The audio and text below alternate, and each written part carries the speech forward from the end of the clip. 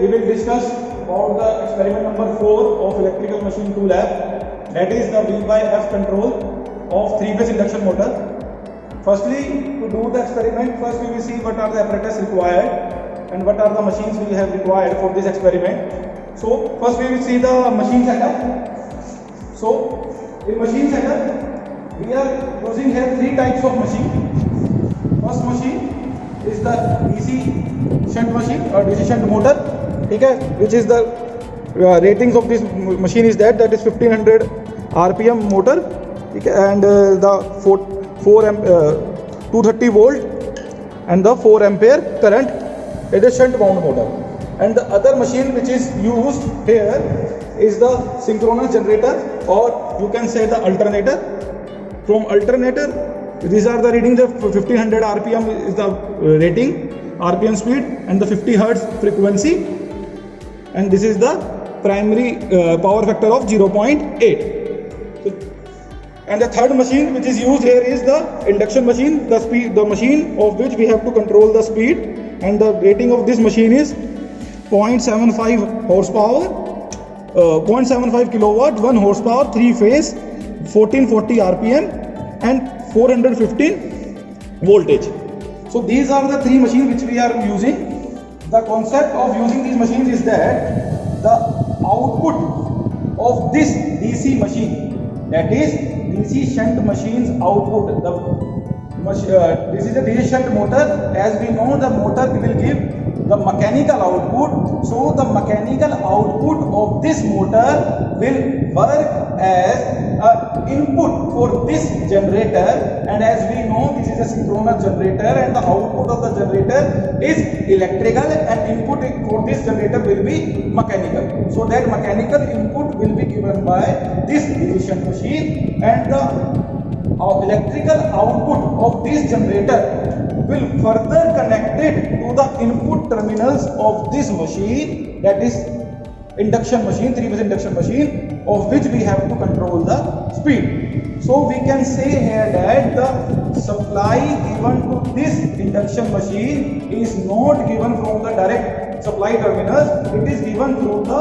output terminal of this alternator. So if we control the output voltage of this alternator, then we can say that this output voltage, if we vary, then we can vary the input voltage of this induction machine. So at the end we can only say is that we have to change the output voltage of this alternator to change the input voltage of this machine. While doing this, we have to keep one thing in mind is that when we are changing the frequency or when we are changing the voltage, we have to keep one thing in mind is that we have to keep V by F ratio constant. As discussed in the class, if we will not keep the V by F ratio constant, then the motor will go in saturation and the flux will vary, or flux will not remain constant, which means we will not get the desirable top speed characteristics, which we have already discussed in the theory class of this topic. So here, when we will vary the frequency of the machine, input frequency of the induction machine, we will take V by F ratio as constant. Now the thing here is that how we can vary the frequency. In class we have discussed that there are various methods to vary the frequency. One method is cycloconverter, that we are not using here. We are using a conventional method here, in which, as we know that the frequency means is the number of revolutions per minute. So if we can vary the number of revolutions of the synchronous generator, then we can say we can vary the frequency of that synchronous generator. And if we are varying the frequency, output frequency of the synchronous generator, it means that we are varying the input frequency of the induction motor. So to vary the rotation per minute or the frequency, we will use here two methods. One is known as the armature control and other is known as the flux control method which we have discussed in DC machine. As we know that in case of flux control of DC shunt machine, if we add external resistance in the field path, then the speed of the motor will increase. And if in case of armature control, if we add external resistance in the armature path, then the speed of the motor will decrease. So if the speed of the DC shunt motor is increasing or decreasing, that means we are varying the rotation per minute, and that rotation per minute is further can be known as the revolution per minute or the frequency for the synchronous generator. So by varying this rotation per minute, we can vary the frequency for the generator or the synchronous generator, which further gives out input to the induction motor. So now we will see what are the rheostats which we are using here, as there will be three rheostats which we are using. The first rheostat, which is connected in the field winding of DC shunt motor. This rheostat is connected in the field winding of DC shunt motor. That rheostat has a rating of 1.4 ampere and 260 ohm. And the second rheostat, which is connected in the armature circuit of DC shunt motor, has a rating of 5 ampere and 45 ohm. And the third rheostat which we are using here is connected in the field terminals of the synchronous generator with a rating of 5 ampere and 90 ohm. Now to start the motor, or to start the experiment, firstly, because we are using here three types of motor, so we have to on three types of machines one by one. So first step is to turn on. So first step is to circuit diagram. So this is a circuit diagram or the connection diagram which we are using here. So according to this circuit diagram, we will start the connection. So now first, as the connection is simple, as per the circuit diagram, this is DC output voltage. That DC output voltage is connected to the input terminals of the DC shunt motor. These are the input terminals of the DC shunt motors, which are further connected to the starter, 3-point starter, which we have used and which we have studied during the electrical machine 1 lab. So now first we will turn on the DC supply. Now we have turned on the DC supply. This is the supply voltage which will be given to the DC shunt motor input terminal. Now this DC supply voltage through these terminals are here at the input terminals of the starter. This is the 3-point starter, and through this starter we have connected the motor internally. So now with the help of this, we will start the DC shunt motor. Now DC shunt motor, now you can see that DC shunt motor has been started and it is rotating, and the DC shunt motor, the mechanical output of this motor is the mechanical input for this synchronous generator. Now we have not turned on yet the synchronous generator. We have just given a mechanical input or the mechanical input to its field winding. Okay. Now we will turn on the AC supply. Now when we will turn on the AC supply, this is the AC supply. Now first we will observe that what voltage is synchronous generator is building up. Now we can see that it is building around 369 voltage, okay, and the frequency is here around 49. Firstly we will give a rated frequency to the induction motor. So to set that rated induction motor, we will set the frequency to 50 Hertz. So now you can see here that this is the 50 Hertz motor, 50 Hertz frequency given to the induction motor. Now for this 50 Hertz, we can see the voltage is around 380 volt. So for this 380 volt 50 hertz, we will see what is the speed of the induction motor. Now we can say that induction motor has not started yet because we have not started the induction motor. So induction motor will be started from this DOL starter. Now we will start the induction motor. Now we can see the 50 hertz. So we have to set that to 50 hertz. This is the 50 hertz. Okay, now this 50 hertz is the input frequency to the induction motor, and this is the voltage that is generated by the synchronous generator, which is the input for the induction motor. Now this input will be the electrical input. Now we will observe the speed of the induction motor at 50 hertz. Now we can see here that when we are giving the 50 hertz and 300 something voltage, the RPM is around 1506 RPM. So we can say that for 375 voltage frequency is 50 hertz. Now for 375 divided by 50, we can calculate the, one second, we will calculate.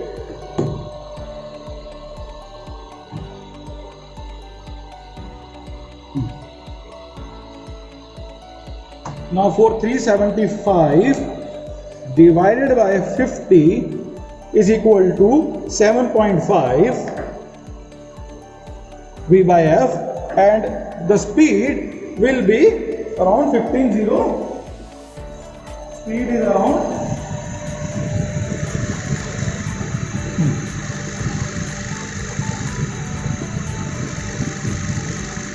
1498 RPM.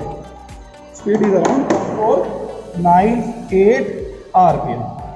Okay, now we have to vary the frequency by keeping in that mind one thing is we have to keep this V by ratio to be constant. If we have at 50 hertz the V by F ratio as 7.5, then we will vary the frequency in such a way that this ratio will remain same. So now we will take the reading on 50.5. So now we can see here that this is the 50.5 frequency. Now at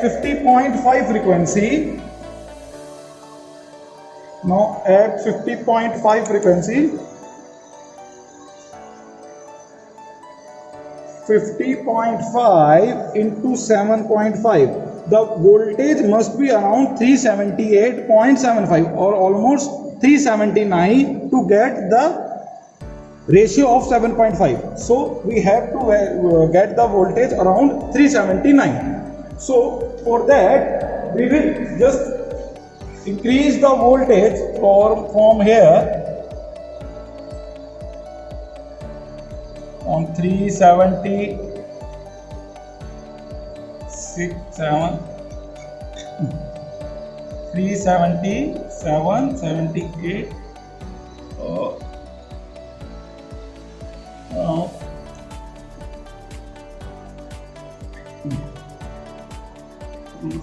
78.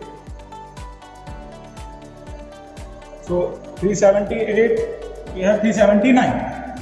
So for 379 and the frequency is 50.5. Now we will observe the speed. So now we will see the speed at 50.5 frequency. So it is around 1520. So 1520, and the V by F will be around 7.5 for this. Now we will further increase the frequency of the motor to 51.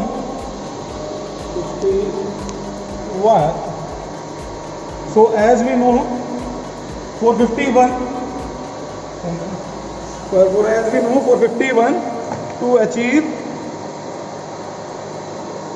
the speed, to achieve that V by F ratio, so 51 into 7.5, we have to get the voltage around 382.5. So to increase that voltage 382.5, or that is 382,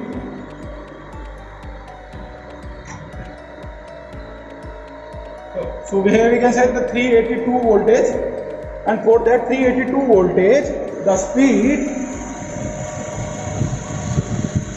is as 1524 RPM to 2 RPM. So 1524 RPM, and the speed and the voltage is 382, and the frequency is 51. V by F you can be calculated, that comes out around 7.5. Now we will take another reading. Now we will take the reading below 50 Hertz. So to decrease the frequency, we will vary the rheostat. Now we will go to 49.5. This is the 49.5 frequency. For 49.5, to get the V by F ratio of 7.5, we have to maintain the voltage of 367.5. So for as now this is the 364 voltage, to get the 365.5 we will vary this rheostat.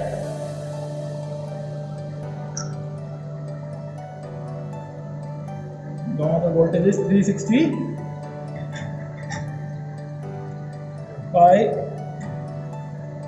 364, 367.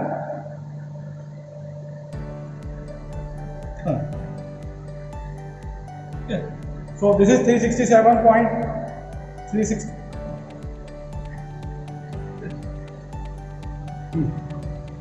Now we can.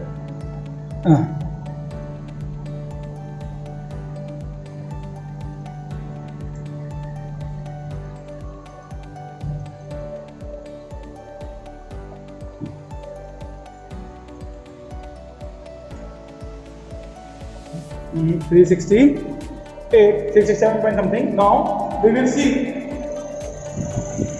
the speed of the motor. The speed of the motor is around 1470 RPM. 1470 RPM, and the voltmeter reading is around, used to be 368, that is 368, and the frequency is 49.5, and it comes out to be approximately 7.5, and the speed is 1470 RPM. Now to take one more reading, now we will decrease the frequency of the motor to 49. Now we can see decreasing the RPM. The 49 Hertz frequency, and for 49 into 7.5 we have to achieve 367.5. For 49, 367.5.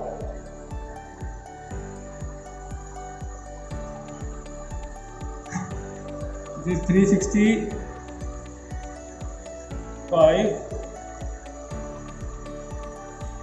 367.5. So here we can also vary 360. So it is 367.5 around. So for that, the speed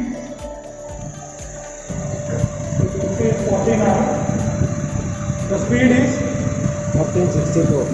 1464 and this to be approximately 7.5. So these are the readings. Here we can see that from the readings that we have taken the readings to below 50 hertz and to above 50 hertz and one at 50 hertz. So we can see that when we are increasing the frequency from 50 to 50, we can see from the readings that when we are increasing the frequency from 50 to 51, the speed of the motor is increasing. Similarly, when we are decreasing the frequency of the motor, the speed of the motor is decreasing. So by using these readings, you can plot the graph between voltage and speed for this. So now turn off the motor. We will first turn off the induction motor, then we will turn off the AC supply. After that we will turn off the DC supply. So hope you have understood the experiment. So thank you.